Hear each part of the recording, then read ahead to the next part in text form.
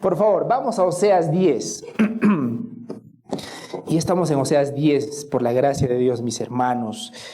Hace más 7 meses hemos empezado ya. Y estamos en el versículo 10. ¿Sí? Vamos a estar, por favor, nuevamente Oseas 10, 1 al 2, para las personas que están viniendo por primera, segunda vez. Les recordamos que el tipo de predicación que hacemos acá se llama predicación expositiva, es decir, exponemos versículo por versículo un libro de la Biblia hasta terminarlo, todo con la finalidad de cubrir todo lo que dice la palabra de Dios, ¿sí? Entonces, por favor, la indicación es que revisemos las Biblias, vayamos a nuestras Biblias, perdón. Sí, por favor, mientras tanto yo voy alistando un par de cositas. Ahí estamos. Perfecto.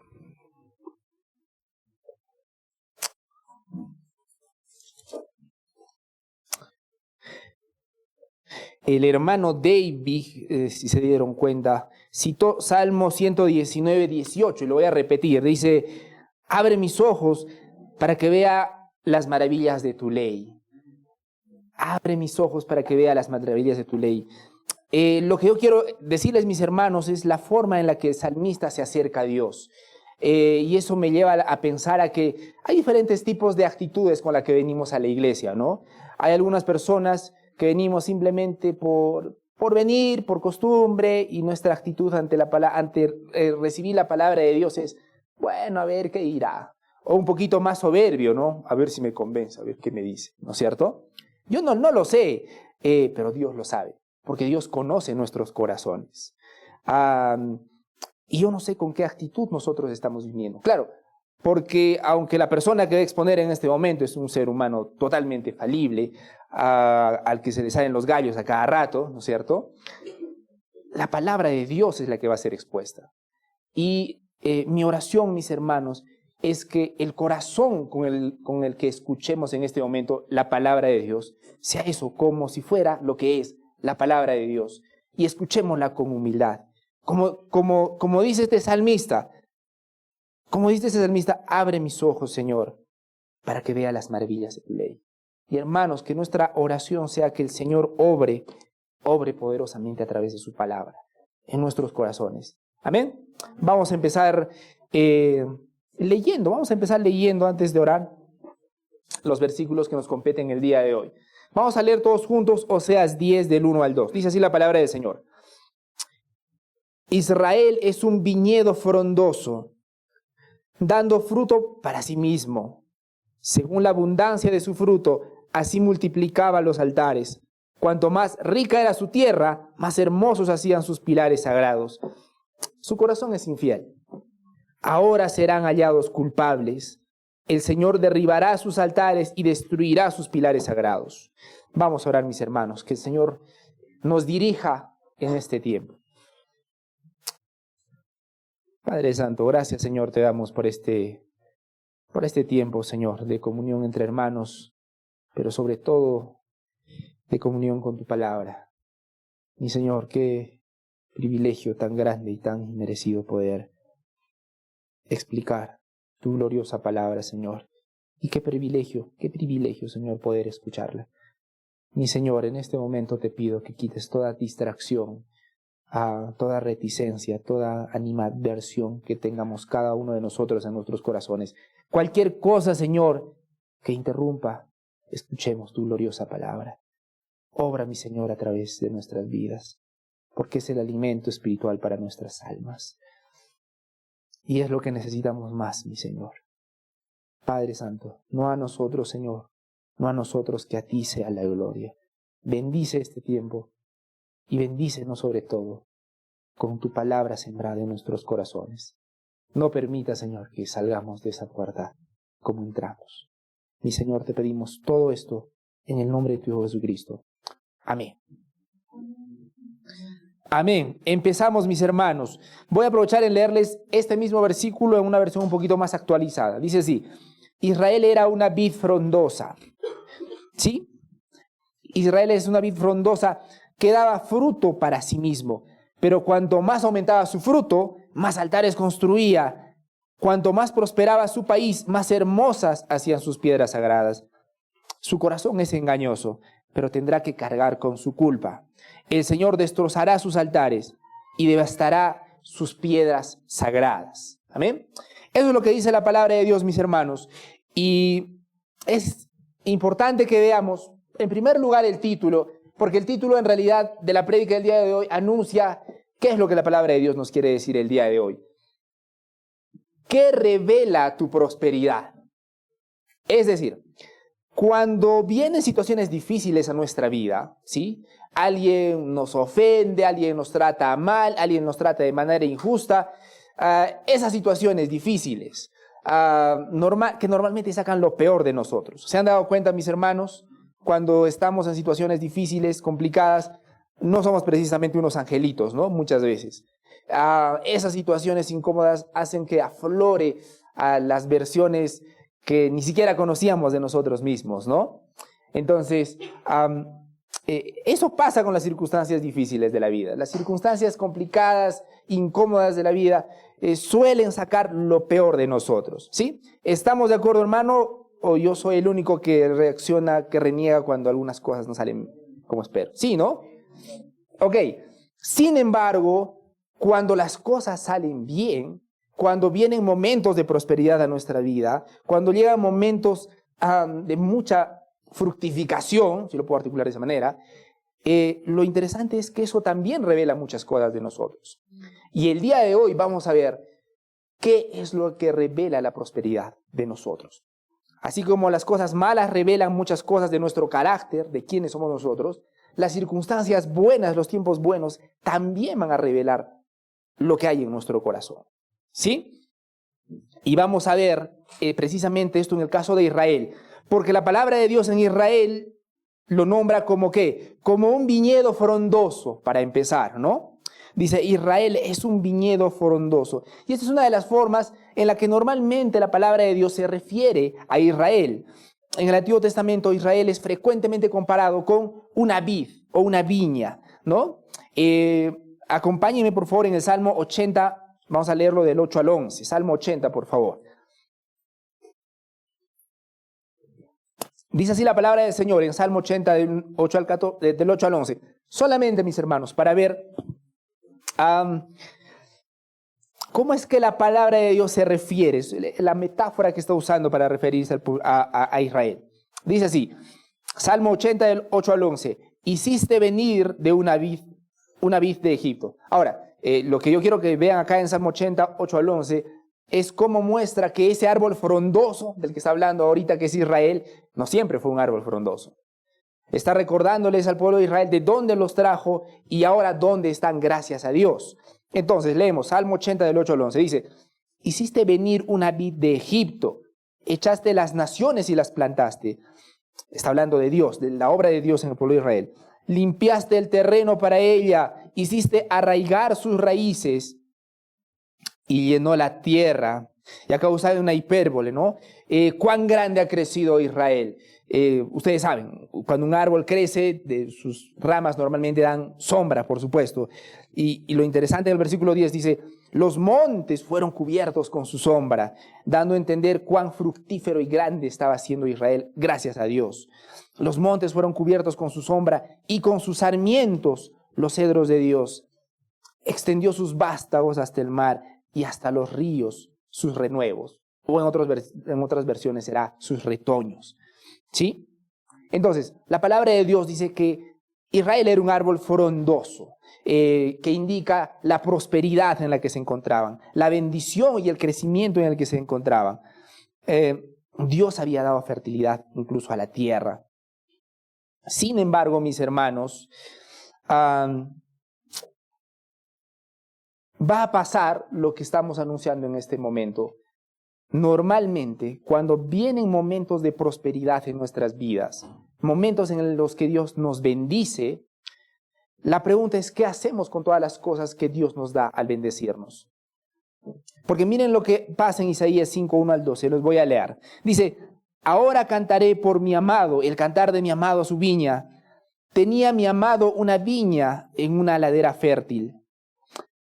la había cercado y despedregado y plantado de vides escogidas. Había edificado en medio de ella una torre y había hecho también en ella un lagar. Nuevamente, en Isaías está mostrando la misma imagen, una vid frondosa, abundante, llena de ramas gigantes y con raíces igual de hermosas. Pero ¿saben cómo concluye Isaías 5, 1 al 2? Y dice, y esperaba que diera buenas uvas, pero dio uvas silvestres. Y ahí está, y aquí nos habla sobre la paradoja de la prosperidad. ¿Por qué? Esta imagen, mis hermanos, en Isaías nos muestra que Israel tenía una abundancia material, fertilidad, cosechas, pero usó estos recursos, uno, para construir altares paganos y para crear columnas sagradas. ¿A qué voy, mis hermanos? Yo les voy a adelantar la pregunta que tenemos que hacernos cada uno de nosotros.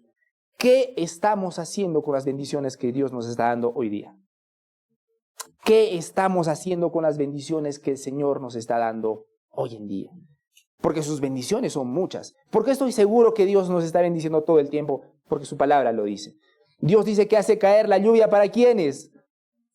Para justos e injustos.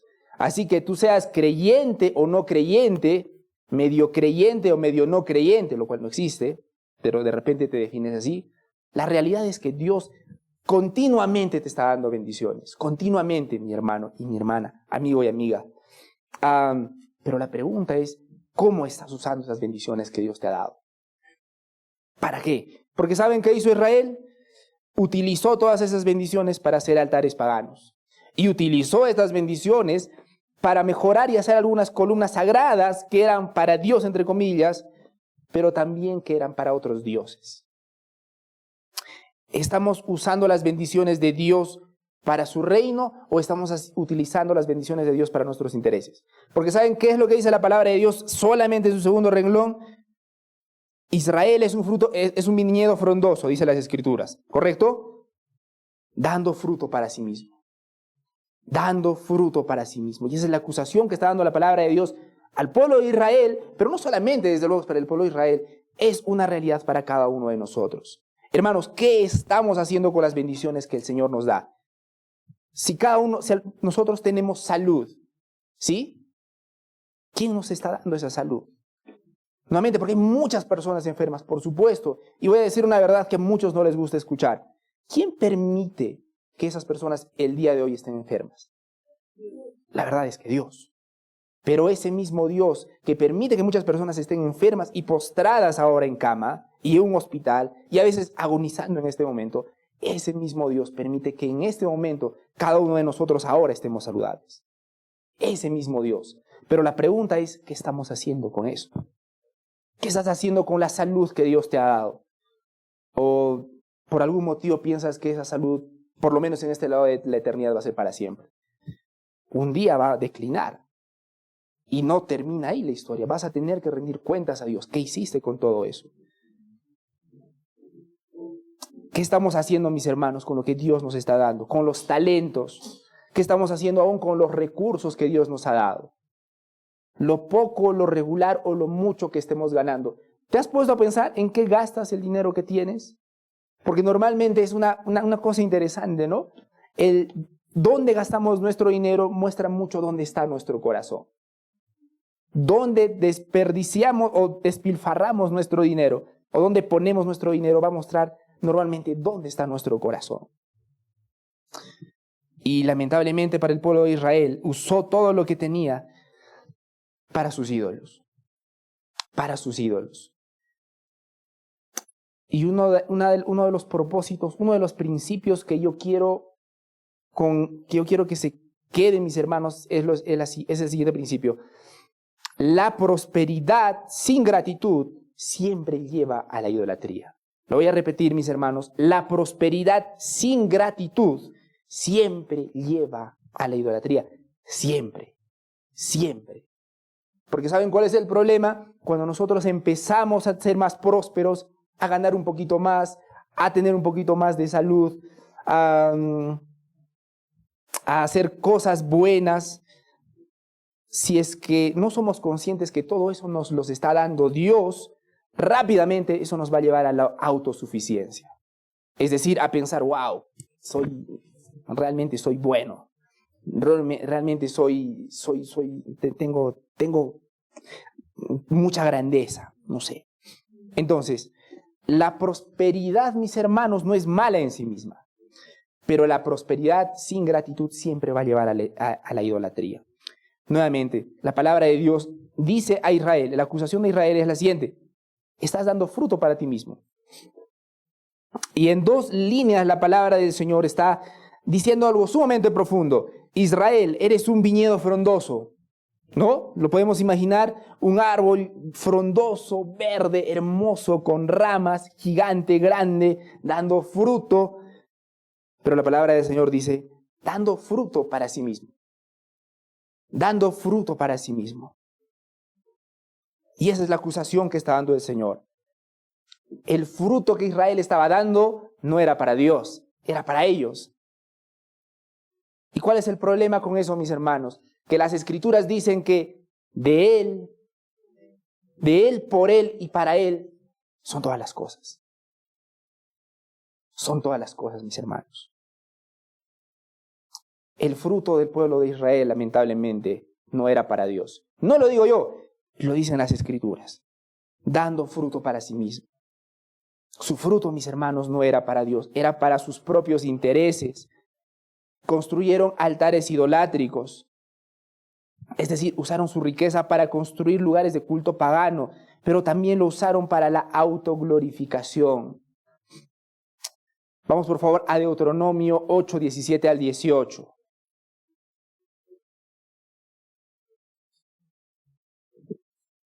Vamos por favor a Deuteronomio 8, 17 al 18.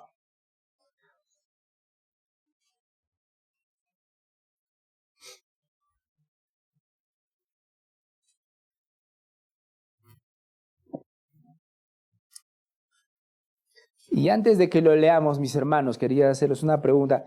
¿Cuál es el peligro de que todo te salga como quieres? Todo te salga bien. ¿Cuál es el peligro? Porque hay un peligro, ¿no es cierto? ¿Cuál es el peligro con el que todo te salga tal cual estabas planeando? Como si fueran, ¿cómo se llaman esas cositas blancas? Dominó, ¿no? Como si tú armases el dominó de tu vida, aprietas una y simplemente todo sale tal cual tú lo estabas planeando. ¿Qué produce normalmente en el corazón del hombre cuando todo le sale como espera? Autoglorificación, orgullo, vanagloria, correcto. Y las bendiciones, y el pueblo de Israel había sido tan bendecido que los había llevado a confiar en sí mismos. Y ahora Dios les había advertido, y es una advertencia también para cada uno de nosotros. Miren cómo dice Deuteronomio 8, 17 al 18. Y digas en tu corazón, mi poder y la fuerza de mi mano me han traído esta riqueza. Acuérdate de Jehová tu Dios, porque Él es quien te da el poder para adquirir las riquezas, a fin de confirmar el pacto que juró a tus padres, como el día de hoy. Y hermanos, cada uno de nosotros vamos a estar siempre, estamos sujetos a esta tentación. Llegar a pensar esto: mi poder y mi fuerza, mi poder y la fuerza de mi mano me han traído esta riqueza.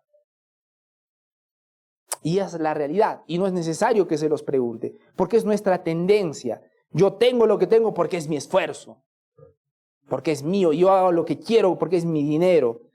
Pero la realidad es que ¿quién te ha dado las fuerzas? ¿Quién te ha dado el ingenio? ¿Quién te ha dado el talento? ¿Quién ha puesto las circunstancias para que tú puedas conseguir lo que puedas conseguir? Dios. Aunque sea un trabajo famoso, qué sé yo, o aunque sea un puesto para un pequeño negocio, Dios. Él siempre es el que provee, mis hermanos. Pero la realidad es que nuestra tendencia es pensar que nuestro ingenio y nuestro talento y nuestra fuerza y nuestra inteligencia nos ha llevado donde nos ha llevado. Y ahí empieza la debacle de cada uno de nosotros. Cuando encontramos la desconexión entre lo bueno que nos está pasando y Dios, ahí empieza la caída, mis hermanos. Y la segunda cosa que yo quisiera que noten es, en la palabra de Dios, es que dice, Israel es viñedo frondoso nuevamente, dando fruto para sí mismo. La acusación que está haciendo las Escrituras es para Israel, ¿correcto? Es decir, para un pueblo que cree, que piensa que cree en Dios. Ojo, este mensaje no es para un grupo de personas que no conocían a Dios y que no conocían la ley de Dios. Es decir, mis hermanos, este mensaje no va particularmente dirigido a personas que no creen en Dios, a incrédulos. Este mensaje va dirigido a personas que piensan que creen realmente en Dios. Y hay una diferencia grande. Los creyentes, los verdaderos creyentes, no viven para sí, viven para Dios. Y los no creyentes comen y beben para sí mismos, viven para ellos. Y podemos hacer una distinción como la hace la Biblia. La Biblia, según este contexto, no hace una diferencia entre creyentes y no creyentes. Hace una diferencia entre creyentes e hipócritas. Porque ¿saben cuál es lo peor de ser un no creyente? Porque hay personas que no creen en Dios en lo absoluto. Viven su vida como la quieren vivir, se van a tomar con quien quieren, tienen relaciones sentimentales con quien les da la gana, hacen su vida lo que mejor les parece, ¿sí? ¿Saben qué es peor que eso?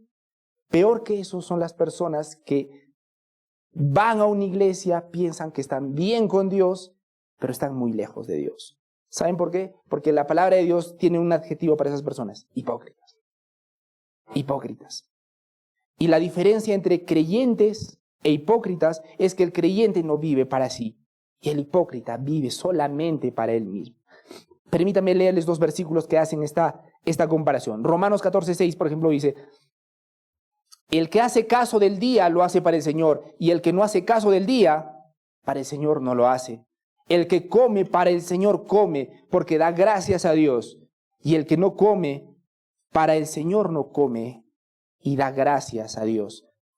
La vida del creyente gira alrededor de Dios.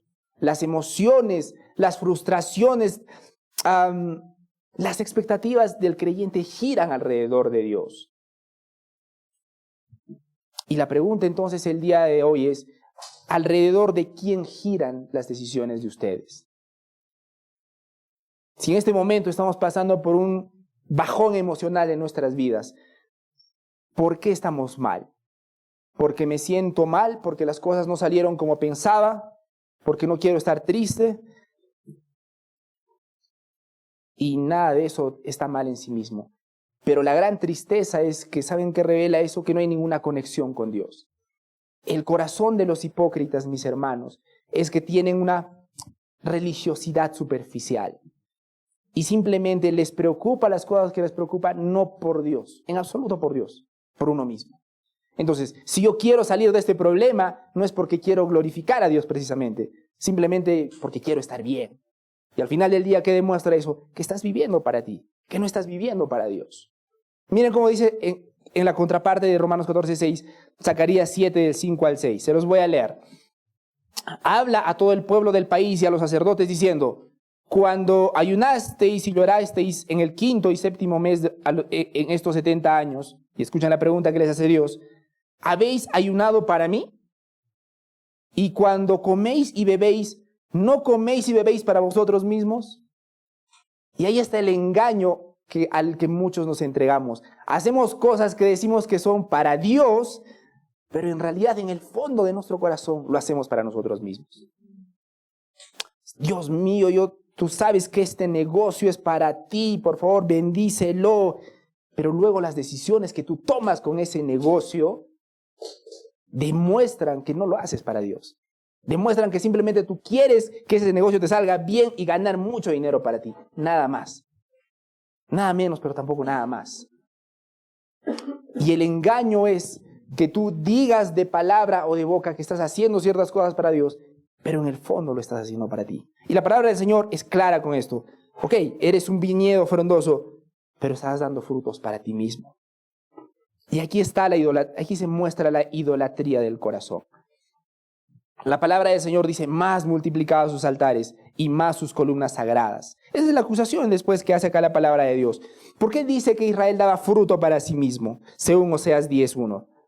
Según la abundancia de su fruto, él dice, multiplicaba los altares. Cuando más rica era su tierra, más hermosos eran sus pilares sagrados. Yo quiero que vean la conexión, la conexión, mis hermanos, lo que el Señor hacía por ellos y lo que ellos hacían con la bendición que Él les daba. Vamos a leerlo nuevamente entonces. Dice, según la abundancia de su fruto era abundante, multiplicaban sus altares. Cuanto más rica era su tierra, más hermosos hacían sus pilares sagrados. Entonces, si nos vamos a este texto, dice que sus altares fueron multiplicados y sus columnas sagradas también fueron más adornadas. ¿Pero qué se refiere con los altares y las columnas sagradas? La mayoría de los teólogos están de acuerdo que aunque algunos altares podrían ser nominalmente para el Señor, por ejemplo, los de Betel, donde Jacob adoró, Israel lamentablemente los había sincretizado con idolatría. Es decir, lo adornaban un lugar que era designado para Dios, lo cual está mal. ¿Qué dirían ustedes? Hasta ahí está bien, pero además, ahí está el tema, le daban un uso para los ídolos. Y eso es lo que está acusando la palabra de Dios. Adoraban al Señor, a Jehová, pero también adoraban a otros ídolos. Miren cómo dice Segunda de Reyes 17:33. Segunda de Reyes 17:33. Dice, aunque temían a Jehová, Segunda de Reyes 17:33. Aunque temían a Jehová, honraban a sus dioses, según la costumbre de las naciones de donde habían sido trasladados. Entonces, este pueblo adoraba a Dios y al mismo tiempo adoraba a los ídolos de ese entonces. Y a la forma que se les enseñaba, ¿no? Según la costumbre, como dice la palabra de Dios. Y la acusación es recurrente a lo largo de todo el libro de Oseas. El pueblo de Israel usaba rituales vacíos, pero sin obediencia. Usaba rituales vacíos, pero sin obediencia. Hoy día, viniendo de mi casa aquí a la iglesia, veía varios lugares en la que estaban con su ramo, ¿no? Con su ramo, ¿sí? No sé si ustedes también han visto. Son ramos, ¿no? ¿Sí? ¿No es cierto? ¿Por qué? ¿Por qué? Se les ha ocurrido. Domingo de Ramos, ¿no es cierto? Ahí está. Ok. Y sinceramente uno tiende a pensar, bueno, ¿cómo van a hacer eso, que esto, que lo otro, ¿no? Sin embargo, mis hermanos, nosotros no somos muy distintos, porque nos gusta el simbolismo, nos gusta lo que representa, pero si no hay una obediencia y un amor de Dios detrás de ese simbolismo, no vale de nada, no vale de nada. Nuevamente, lo digo porque nosotros podemos llegar a pensar y a ver con desprecio a esas personas, pero muchos de nosotros estamos igual. Es decir, haciendo un ritual, el ritual, entre comillas, de venir a la iglesia, de cumplir, pero sin un amor a Dios. Sin un amor a Dios. Nos sentamos y nos ponemos a pensar en nuestras tristezas, en nuestras heridas, en nuestros dolores, en nuestros problemas. Y Dios, ya, no sé, es un punto aparte. E insisto, yo no sé con qué corazón estamos sentados en este momento. Con el corazón de escuchar realmente la palabra de Dios como demostración de nuestro amor a Él, o simplemente estamos viniendo por cumplir. Aún, ¿con qué expectativas estamos escuchando esta palabra? ¿Con la expectativa de ver la grandeza y la gloriosidad de Dios? ¿O simplemente estamos esperando escuchar que en algún momento el predicador diga, van a desaparecer tus problemas, recíbelo?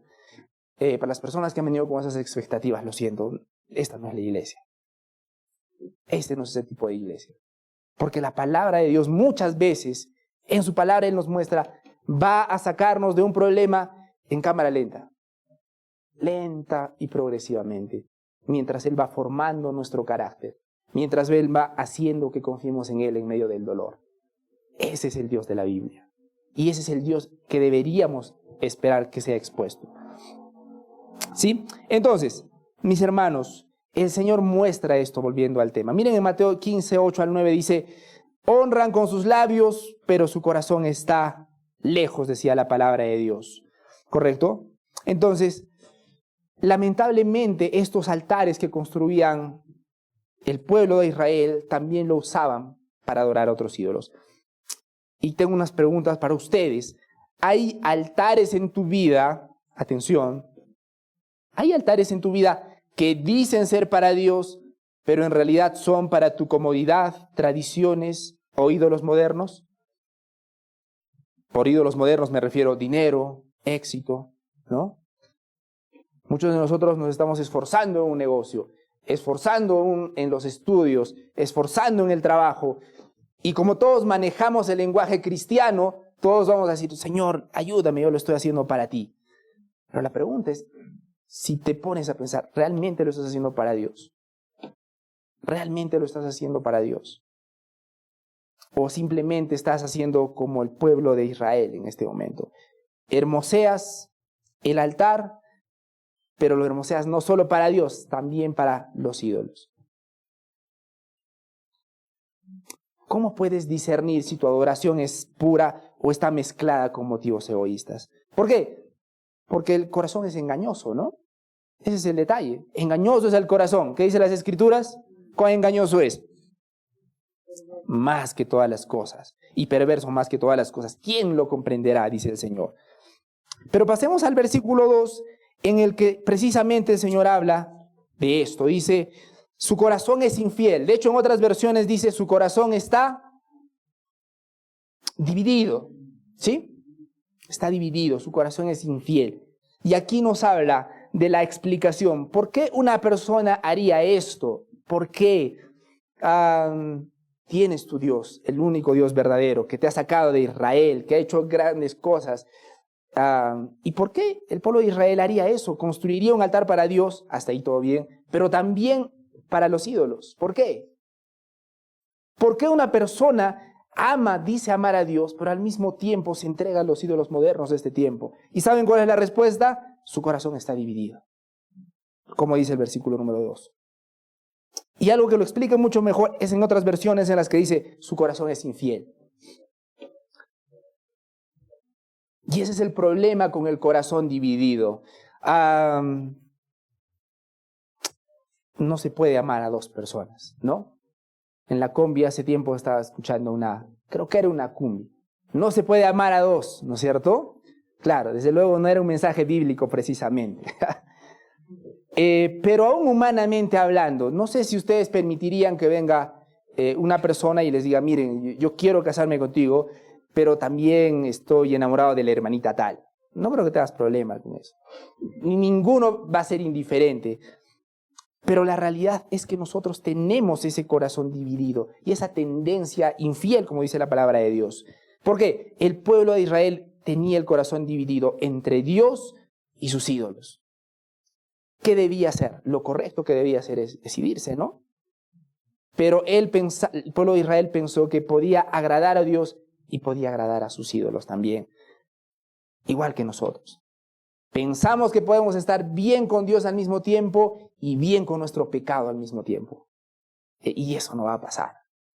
Miren lo que dicen las Escrituras en 1 Reyes 18:21, perdón. Dice así la palabra del Señor.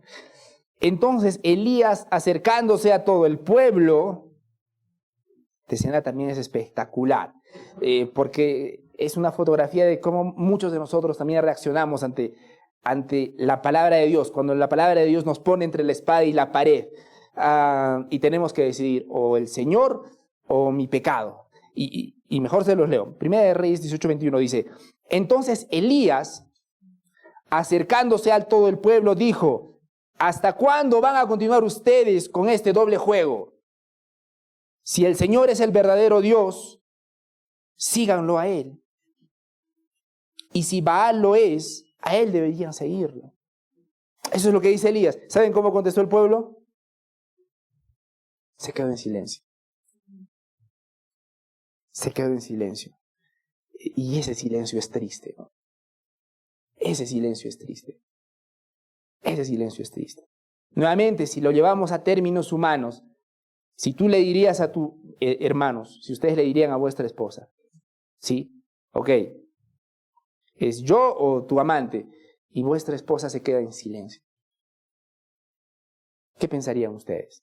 Lo contrario para ustedes, hermanas. Si ustedes dirían, o ella o yo, y el joven se queda simplemente en silencio. ¿Cómo lo interpretan ustedes? Que no está seguro. Y esa inseguridad es la que llama la palabra de Dios un corazón dividido. Y más profundamente hablando, porque un corazón dividido puede darnos una falsa imagen de que es una persona indecisa nada más, ¿no? Pero las Escrituras, en otras versiones, nos muestran mejor el sentido de este término está dividido. Su corazón es infiel. Es infiel. Dividido es muy suave porque no muestra la profundidad del problema de esa indecisión. Sí, es una indecisión, pero si tú escarbas en lo profundo, debajo de esa indecisión, está un corazón infiel.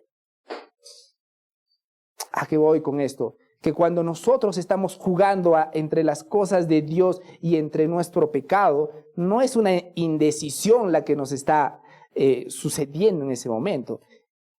Estamos teniendo un corazón infiel, según las Escrituras. Pero bueno, ¿cuál es el problema con todo esto? El problema con todo esto es lo que dicen las Escrituras. Serán hallados culpables. Serán hallados culpables. Ahora serán hallados culpables, versículo 2. El Señor derribará sus altares y destruirá sus pilares sagrados, dicen las Escrituras.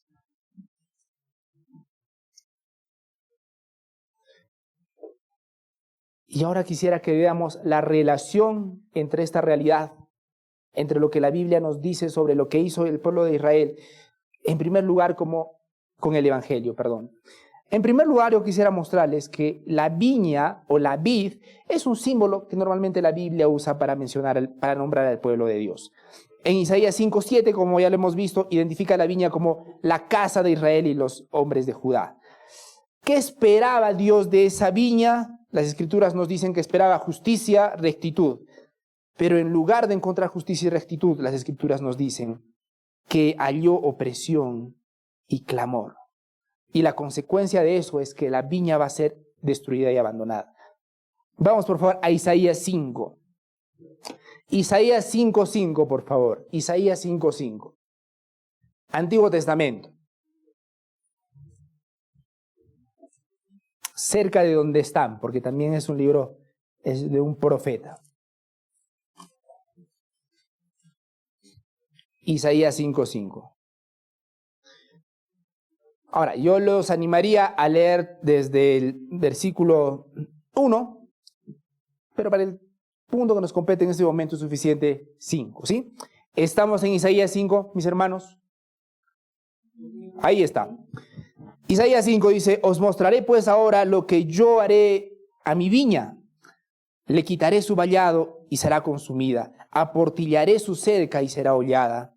Haré que quede desierta. No será podada ni cavada y crecerá el cardo y los espinos.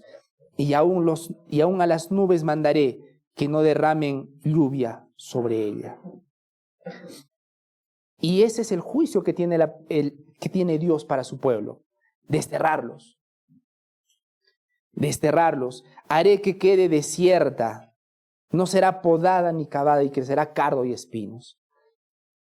Y esa es la condición de cada uno de nosotros, porque todos hemos pecado.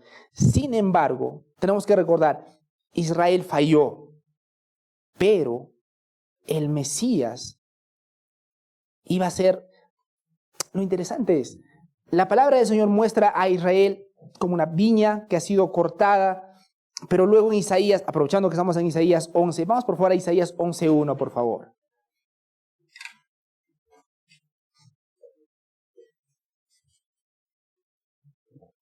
Aprovechando que estamos en Isaías. Porque en Isaías 11:1 nosotros vemos una promesa que hace Dios para mandar a alguien en especial, alguien muy especial que va a dar la solución al problema humano. Y vamos a leerlo todos juntos. Vamos a leer Isaías 11, del 1 al 3, por favor, ¿sí? Dice así: de ese tronco que es Jesé, recordemos que Jesé era el padre de David, es decir, está hablando que es alguien del linaje de David, ¿no es cierto? De ese tronco que es Jesé sale un retoño brota de sus raíces. Y miren qué dice de ese retoño. ¿A quién se referirá con ese retoño? Mis hermanos. Amén. Pero vamos a ver cómo nombra ese retoño. Recordemos, en este momento estamos en el Antiguo Testamento, ¿sí? Vamos a ponernos en el lugar de las personas del Antiguo Testamento. Y nadie del Antiguo Testamento va a decir Jesucristo, ¿no es cierto? Vamos a ver cómo lo veían ellos, ¿sí? Vamos a ver cómo lo veían ellos, ¿sí? Vamos a ver en el versículo número 2. En el versículo número 2. El Espíritu del Señor estará continuamente sobre él. Interesante. Y le dará sabiduría, inteligencia, prudencia, fuerza, conocimiento y temor del Señor. Él no juzgará por la sola apariencia, ni dará su sentencia fundándose en rumores. ¿A quién se está refiriendo, hermanos? A Jesucristo. Aún en Jeremías 23:5, Zacarías 3:8, llama, ¿saben? En lugar de decir Mesías, lo llaman el retoño. El retoño. Bueno, en otras palabras, lo llaman el renuevo, que es sinónimo de retoño. El renuevo justo. ¿Sí? ¿A qué hacía referencia este retoño o renuevo justo? Hacía referencia a la restauración de la viña, a la restauración del pueblo de Dios. Ahora, hablando de la viña, el Nuevo Testamento, Jesús, lo interesante es que Jesús cita a Isaías 5, en Mateo 21, 33 al 46. No es necesario que vayan, pero en Mateo 21, 33 al 46, habla sobre la parábola de los labradores malvados, ¿sí? En esta parte de Mateo habla sobre que hay un dueño de una viña. No sé, ¿alguien recuerda esa parte? Esta parábola de los labradores, ¿sí? Había el dueño de una viña. ¿Qué hizo el dueño de la viña? Se fue de viaje, y luego ¿a quién mandó? Primero a sus siervos, ¿no? ¿Y qué hicieron con sus siervos? Los mataron, correcto. Luego envió a su hijo amado. ¿Y qué hicieron con el hijo? También lo mataron, correcto.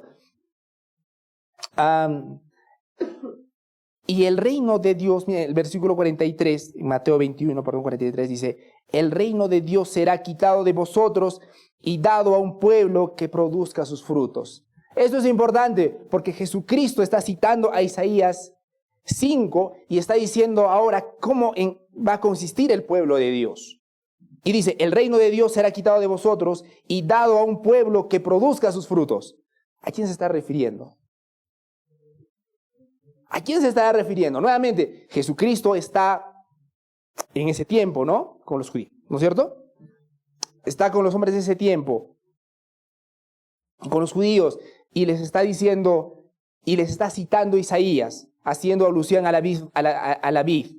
Y él está diciéndoles que el reino de Dios será quitado de vosotros y dado a un pueblo que produzca sus frutos. ¿Quién iba a ser ese pueblo que produzca sus frutos? Bingo. Romanos 11:17, por favor. Vamos a Romanos 11:17.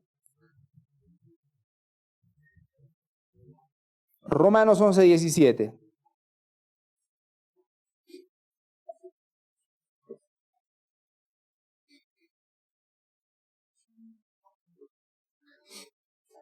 Dice así la palabra del Señor en Romanos 11:17. Pues si algunas de las ramas fueron desgajadas y tú siendo olivo silvestre, está hablando de los gentiles, nuevamente, está hablando del pueblo que no era judío, está hablando de los gentiles.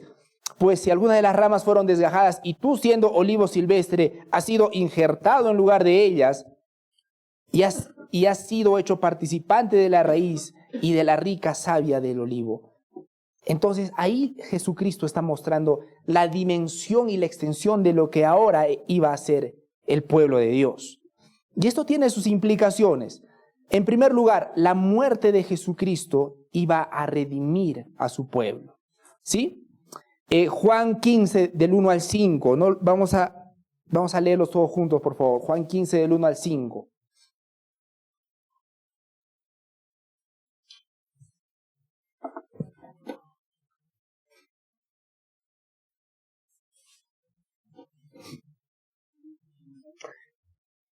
Juan 15, 1 al 5. En Oseas 10:1 a Israel le denomina o le llama un viñedo frondoso, ¿no? ¿Cómo está en otras versiones, mis hermanos? Oseas 10. Un viñedo, una vid, ¿no? Miren qué dice Jesucristo en Juan 15, 1 al 5.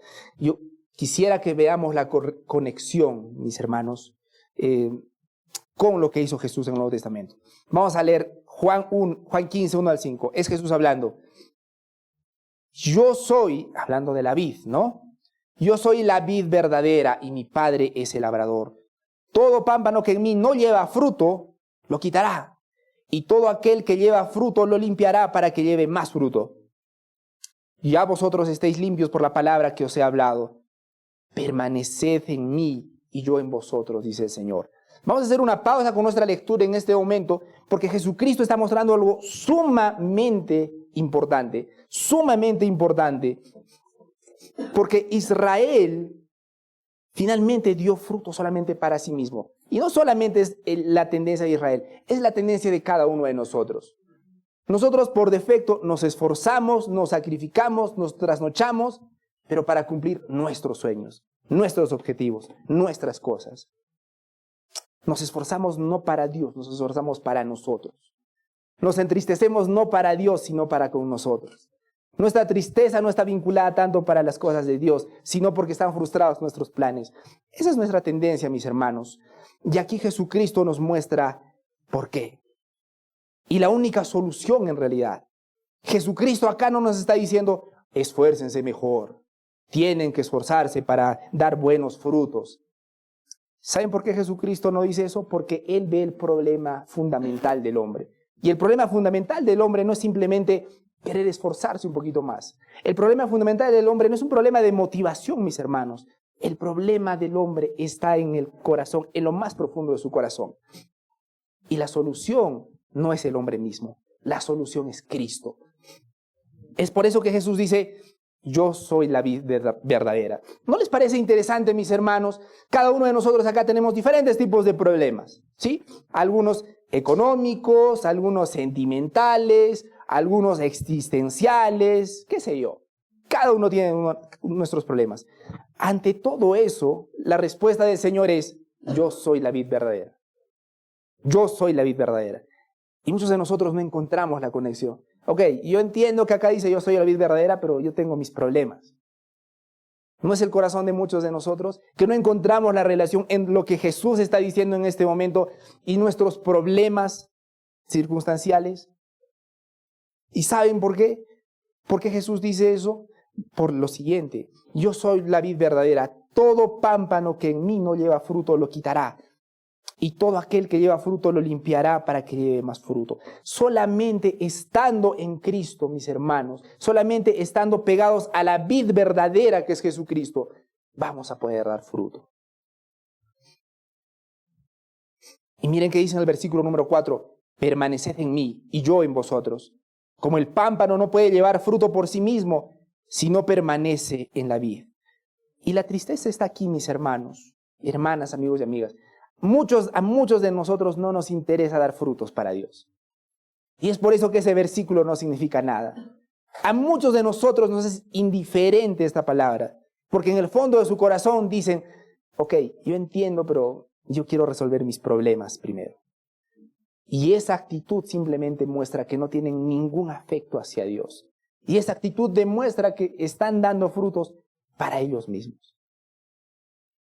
Que no son frutos al final del día, ¿no? Como dicen las Escrituras. Yo esperaba que dieran vides, yo esperaba que dieran uvas y dieron uvas silvestres, dando a entender que no dieron lo que Dios esperaba. Algo parecido, pero finalmente no lo que Dios esperaba. ¿Cómo podemos hacer para tener frutos verdaderos para Dios? Solamente estando en Cristo. Solamente estando en Cristo. Y dos cosas acá nada más. Si realmente amas a Dios, si realmente el Señor te ha salvado, si realmente Dios ha cambiado tu corazón para salvación, esta palabra es importante para ti. Debería dolerte y debería chocarte. Debería ser un momento de confrontación en las áreas de nuestra vida en las que estamos viviendo para nosotros y no para Dios. Encontrar la relación directa entre nuestros problemas y la voluntad de Dios. Tener un corazón de decir, Señor, estoy pasando por este momento tan doloroso, tan difícil. Ayúdame a glorificarte en medio de este momento. Ese debería ser nuestro corazón. Pero ¿saben cuál es el corazón de las personas que no tienen ningún afecto a Dios? Se tiran al piso, empiezan a patalear y solamente empiezan a decir, Dios, sácame de esto, sácame. ¿Hasta cuándo? ¿Hasta cuándo, Señor? ¿Y cuántos de nosotros? Y digo de nosotros, me incluyo, hermanos. Por supuesto me incluyo. ¿Cuántos de nosotros no decimos al Señor, ¿hasta cuándo? ¿Pero no les parece una insolencia, mis hermanos? Decirle a nuestro Creador, ¿hasta cuándo? Él no es Dios. Él no sabe hasta cuándo. ¿O nosotros somos dioses? ¿Sabremos nosotros más que Él? ¿Le dirá la creación al Creador cómo hacer las cosas? De ninguna manera. Pero un corazón que realmente ama a Dios va a recordar que necesita estar en Cristo. Y necesita estar en Cristo. Y estar en Cristo significa tener comunión con Él a través de oración, de la oración. Tener comunión con su palabra. Estar en Cristo no es algo místico, mis hermanos. Estar en Cristo no es algo místico. Es algo real y es algo profundo. Y es algo que está delimitado por su palabra. Está delimitado por su palabra. Insisto entonces, porque hice una pausa muy grande. Jesús dice, permaneced en mí y yo en vosotros. Como el pámpano no puede llevar fruto por sí mismo si no permanece en la vida, así tampoco vosotros si no permanecéis en mí. Y esto es lo que dice Jesucristo en este momento a sus hijos. Perdón, a su pueblo. Permanezcan en mí. Permanezcan en mí. Yo soy la vid verdadera. Dos cosas grandes, dice Jesús. Yo soy la vid verdadera. Permanezcan en mí. Yo soy la vid verdadera. Permanezcan en mí. Esto va más allá de un simple moralismo, mis hermanos. Va a estar con Jesucristo. Yo soy la vid, vosotros los pámpanos. El que permanece en mí y yo en él, este lleva mucho fruto. Pero Juan 15:5 termina en algo interesante. Porque separados de mí, nada podéis hacer. Separados de mí, nada podéis hacer, dicen las Escrituras. Y tenemos que recordar que los frutos de Dios ahora vienen a través de Jesucristo.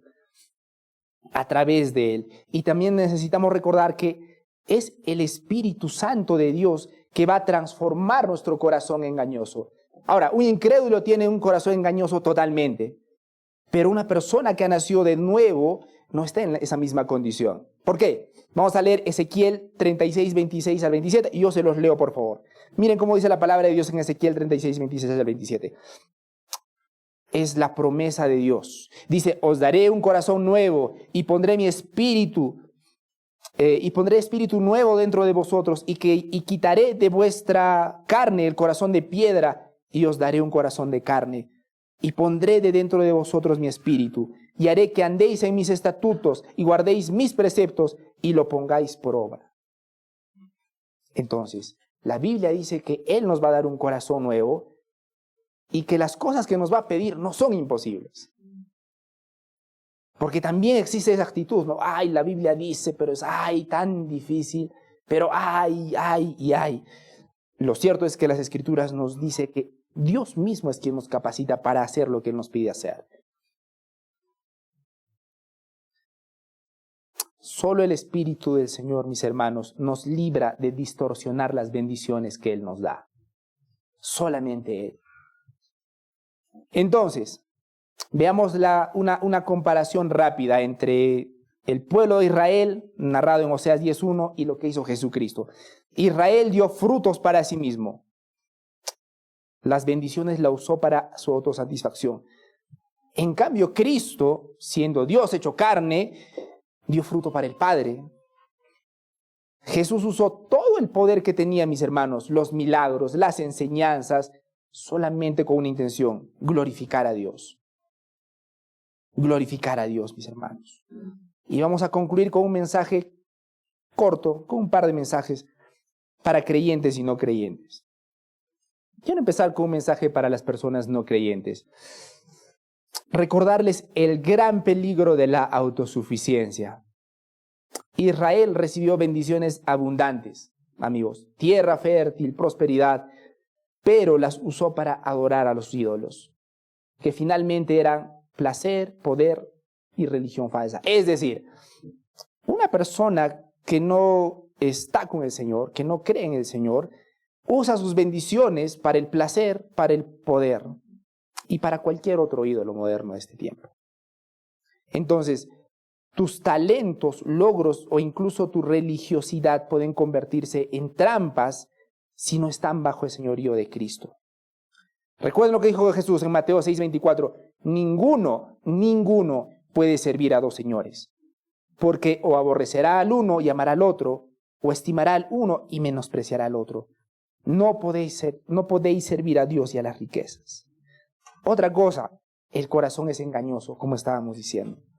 ¿Saben qué hace un corazón engañoso? El corazón engañoso distorsiona las bendiciones de Dios. Miren cómo dice Romanos 1, 21 al 23. Pues habiendo conocido a Dios, no le glorificaron como a Dios, ni le dieron gracias, sino que se envanecieron en sus razonamientos, y su necio corazón fue entenebrecido. Profesando ser sabios, se hicieron necios, y cambiaron la gloria de Dios incorruptible en semejanza del hombre corruptible. Entonces, el mensaje es sencillo. ¿Estás usando lo que Dios te ha dado para Él o para rebelarte contra Él? Solo hay dos opciones. O estamos usando las cosas que Él nos ha dado para Él o para rebelarnos contra Él. Y yo quisiera que reflexionemos para qué estamos usando las bendiciones que Él nos ha dado. Y un mensaje final para los creyentes. Hermanos, tengo tres cosas para decirles. Una, examinemos nuestros altares. Israel multiplicó sus altares que eran nominalmente para Dios, pero en el fondo tenían un corazón dividido. Entonces, hay áreas donde profesas amor a Cristo, pero en el fondo sirves a los ídolos modernos. Hay áreas donde tú profesas que estás haciéndolo por Dios, pero en el fondo lo estás haciendo para ti. Examina esos altares que estás haciendo. Hay cosas en las que te estás esforzando, en las que estás dándolo todo, te estás amaneciendo. Genial por todo eso. Pero la pregunta es, ¿para quién lo estás haciendo? Y si no es para Dios, arrepintámonos y busquemos al Señor. Lo segundo, mis hermanos, da fruto para Dios. Parece obvio, ¿no? Pero da fruto para Dios, no para ti. Miren lo que dijo Jesucristo en Juan 17:4. Yo te he glorificado en la tierra. He acabado la obra que me diste que hiciese. O en 1 Corintios 10:31. Si pues coméis o bebéis, haced otra cosa, hacedlo todo para la gloria de Dios. Vive para Dios. Yo lo puedo resumir en una palabra sencilla. Vive para Dios. Y si yo lo puedo convertir en un momento de reflexión es, ¿estás viviendo para Dios? ¿O simplemente estás sobreviviendo? ¿Estás viviendo para Dios o simplemente estás viviendo para quejarte por las cosas que no tienes y que te gustaría tener? ¿Estás viviendo para Dios o solamente estás viviendo para quejarte por cosas que tú consideras injustas? Vive para Dios. Si vivimos, para el Señor vivimos, y si morimos del Señor somos, dicen las Escrituras. ¿Es esa una realidad en tu vida? Tercero, vive en dependencia del Espíritu, vive en dependencia de Cristo. Sin el Señor no podemos hacer nada, ya lo hemos visto, mis hermanos. Y que el Señor haya usado esta prédica para confrontarnos en nuestras áreas, para saber y evaluar si nos estamos esforzando, todo lo que nos estamos esforzando para Dios o solamente para nosotros. Si estamos sufriendo en este momento, lo estamos haciendo pensando en Dios o solamente pensando en nosotros. Voy a concluir con Mateo 16:25. Esto lo dijo Jesús.